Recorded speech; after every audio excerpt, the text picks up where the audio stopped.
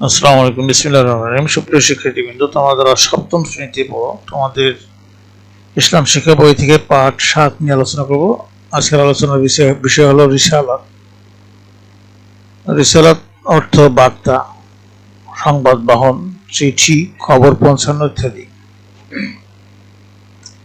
ইসলামী পরিভাষায় আল্লাহ তাআলার বাণী ও পরিচয় মানুষের নিকট পৌঁছানোর দায়িত্বকে রিসালাত বলে। আল্লাহ তাআলা মানুষের সৃষ্টিকর্তা, তিনি একমাত্র রিজিকদাতা, রক্ষাকর্তা, পালনকর্তা। কিন্তু মানুষ নিজে থেকে আল্লাহ তাআলার পরিচয় লাভ করতে পারে না। বুদ্ধি বিবেক খাটিয়ে মানুষ বুঝতে পারে যে এই মহাবিশ্বের একজন স্রষ্টা আছেন, কিন্তু তিনি কে, তার গুণাবলী কিরূপ, তার ক্ষমতা কত, এসব কিছুই মানুষ নিজে নিজে জানতে পারে না। এজন্য প্রয়োজন পথ প্রদর্শকের। আল্লাহ তাআলা নিজেই মানুষের মধ্য থেকে এসব পথ প্রদর্শক নিয়োগ করেছেন। তারা মানুষের নিকট আল্লাহ তাআলার সঠিক পরিচয় তুলে ধরার দায়িত্ব পালন করেছেন। তারা তাওহীদ ও আখিরাত সম্পর্কে মানুষকে ধারণা দিয়েছেন। আল্লাহ তাআলার বাণী ও আদেশ নিষেধ মানুষের নিকট পৌঁছে দেন। এসব দায়িত্বকেই এক কথায় রিসালাত বলা হয়। যারা এসব দায়িত্ব পালন করেন তারা হলেন নবী কিংবা রাসূল।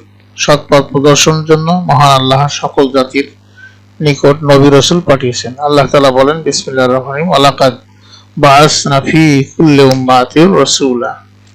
অর্থ হলো যে নিশ্চয়ই আমি প্রত্যেক জাতির মধ্যেই রাসূল পাঠিয়েছি। সূরা আন-নাহল আয়াত হলো 36। নবী রাসূলগণ আল্লাহ তাআলার মনোনীত বান্দা। তারা পৃথিবীর সকল মানুষের মধ্যে শ্রেষ্ঠ। তারা ছিলেন নিষ্পাপ। দুনিয়া আখিরাতে তারা সর্বাধিক সম্মান ও মর্যাদার অধিকারী। রিসালাতের বিশ্বাসের গুরুত্ব তাৎপর্য। রিসালাতের বিশ্বাস করা ঈমানের অত্যন্ত গুরুত্বপূর্ণ বিষয়। তাওহীদে বিশ্বাস করার সাথে সাথে আমাদের রিসালাতে বিশ্বাস করতে হবে, কেননা রিসালাতে বিশ্বাস না করলে মুমিন হওয়া যায় না। নবী রাসূলগণ রিসালাতের দায়িত্ব পালন করেছেন। তারা ছিলেন আল্লাহ তাআলা ও মানব জাতির মধ্যে যোগসূত্র স্থাপনকারী। তাদের মাধ্যমে আমরা আল্লাহ তাআলার সঠিক পরিচয় পাই। তারাই আমাদের নিকট মহান আল্লাহর বাণী নিয়ে এসেছেন। আল্লাহ তাআলা আদেশ নিষেধ, বিধিবিধান বর্ণনা করেছেন। সুতরাং রিসালাত ও নবী রাসূলগণের উপর বিশ্বাস করা অপরিহার্য। তাদেরকে অস্বীকার করলে ঈমানের সকল বিষয়ই অস্বীকার করা হয়। যেমন তোমরা বন্ধু কারো মাধ্যমে তোমার নিকট কোনো সংবাদ প্রেরণ করলো, এক্ষেত্রে সংবাদ বাহকের প্রতি সর্বপ্রথম বিশ্বাস স্থাপন করতে হবে। তাহলে কেবল বাহকের আনিত সংবাদ বিশ্বাস করা যাবে, কেননা সংবাদ বাহককে বিশ্বাস করা না গেলে তার আনিত সংবাদও বিশ্বাস করা যায় না। এতে নানা সন্দেহের সৃষ্টি হয়, ফলে তোমার বন্ধুর উদ্দেশ্য সাধিত হয় না। তদ্রূপ নবী রাসূলগণ হলেন সংবাদ বাহকের ন্যায়। তারা আল্লাহ তাআলার বাণী মানুষের নিকট পৌঁছে দিয়েছেন। যদি আমরা তাদের অস্বীকার ও অবিশ্বাস করি, তাহলে তাদের আনিত কিতাব ও বর্ণনার মধ্যে সন্দেহের সৃষ্টি হবে। আল্লাহ তাআলা আখিরাত, কিয়ামত ইত্যাদি বিষয় সম্পর্কে অবিশ্বাস জন্ম নেবে। সুতরাং সর্বপ্রথম তাদের প্রতি বিশ্বাস স্থাপন করতে হবে।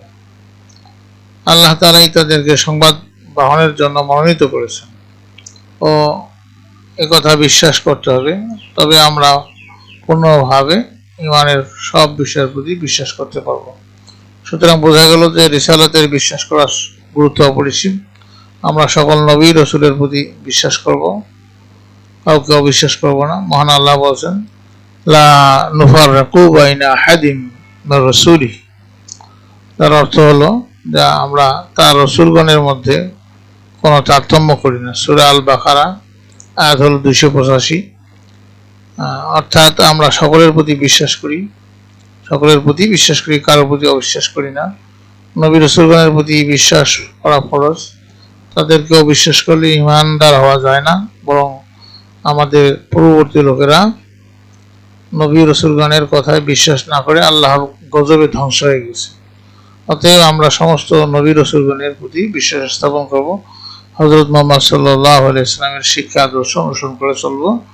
তোমাদের দলগত কাজ হলো রিসালাতের বিশ্বাসের গুরুত্ব তাৎপর্য বর্ণনা করো। আমরা পরবর্তী ক্লাসে পার্ট 8 ওহী নিয়ে আলোচনা করব। তোমাদের সার্বিক মঙ্গল কামনা করে আজকে এখানে বিদায় নিচ্ছি। খোদা হাফেজ।